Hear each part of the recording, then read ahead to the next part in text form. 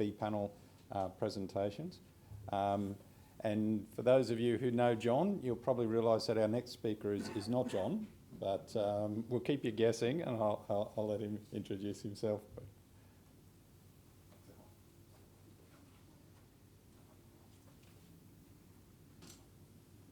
Hello, my name is Alan Delag, and I'm here presenting on John's behalf because John is in India as well, in New Delhi.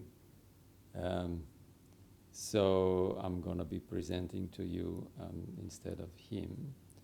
So B2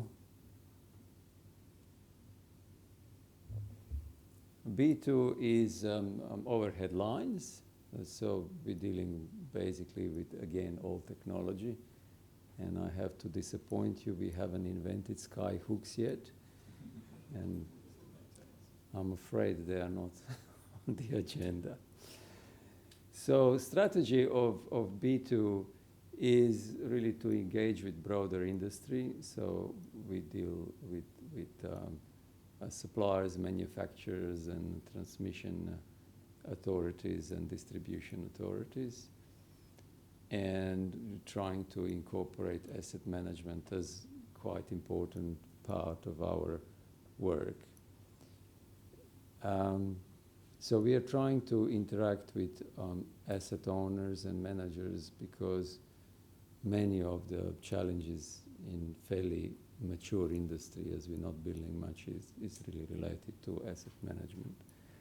And as well, encourage new generation network, so encourage young people to get involved in our work.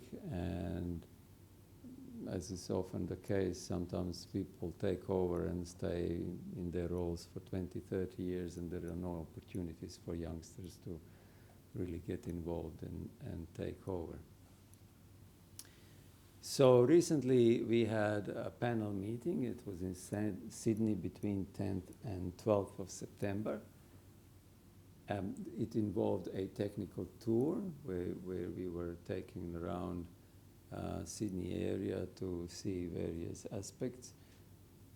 It was quite interesting to talk about noise mitigation of 330 kV line because of fairly tight conductor, and we have seen overhead to underground transition at the new airport because the airport was really placed on top of an existing transmission line, so they had to do something about that. So that was fairly expensive part of airport development. And of course, we had a number of presentations at the meeting. So some of the key presentations that we had at the meeting were related to ice loading. Now, ice loading is not prevalent problem in Australia, but considering snowy 2.0 development, and that became an important topic. Of course, New Zealand and Tasmania still deal with that on a regular basis. Then we were looking into non-ceramic insulators and failures and their length of life. I mean, of course, there were fairly new technologies in 80s and 90s, and many of those things we already had to replace. And it seems that newer generations will give us a longer life, at least we hope for that. And there was talk about new connections and connections between South Australia and Victoria and New South Wales. And I mean, those projects will take a large part of construction industry that has been really reduced to almost nothing because we didn't have any projects, and suddenly we have 1,300 kilometers of line to be built, so that will be shared between various contractors just to be able to complete with the resources available. There was there were some interesting talks about tower replacements in New South Wales. So what do you do when you get to end of life of a structure and how to replace it or whether to repair it. And often these days we find that restoration, painting is so expensive that actually it pays simply to replace the structure rather than to go into refurbishment.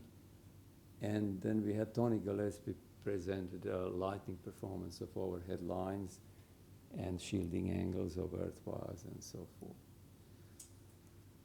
So we had about 28 panel members and 34 entities, and we had invited guests as well. A day after the meeting, there was a technical seminar in Sydney, and they were talking about electrical clearance criteria for the structures, conductor vibrations, and live work safe systems, and covered conductors to mitigate bushfires. That is one of the big topics at our meetings are bushfires, and I'm sure after this season they'll remain very strong topics. That was especially after bushfires in Victoria that were caused by fallen conductors. So they were looking into covered conductors and very fast protection systems to prevent starting bushfires. So I'm not sure that we need to read line by line here, but basically number of technical brochures will be published. Some have been completed, and I asked John if he wants me to talk about these ones in particular. He says, well, at least mention those ones that are almost complete or complete, and those ones that we are starting new. So to comply with his wishes, I'll have to tell you something about it. So we were working, the things that were completed, I'd say environmental issues in high voltage transmission lines for rural and urban areas. Then we have geotechnical and structural design of foundations for lines. And we had overhead line supports under static and dynamic loads, calculation of electrical distances between live paths, and then bushfire characteristics and potential impact on overhead line performance, so that was important one, and safe handling of fittings on conductors, and so forth. So there are a few more pages. I'm not sure that we really want to go through all those ones, but you will of course have an opportunity to read about those.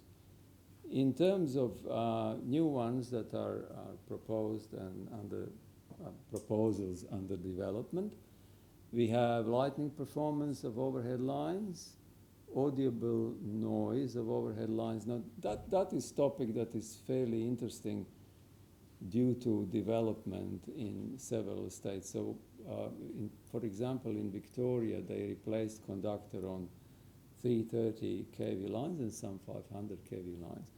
And they had lots of complaints from neighbors due to noise of those conductors. They were buzzing really badly.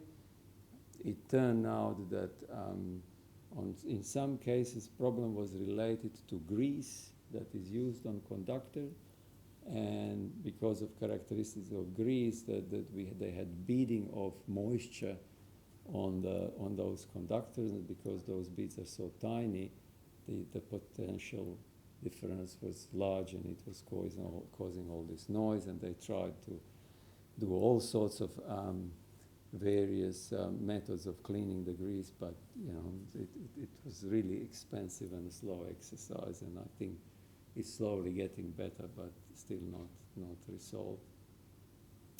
And many other things like foundation in difficult soils and ice on overhead lines and risk related.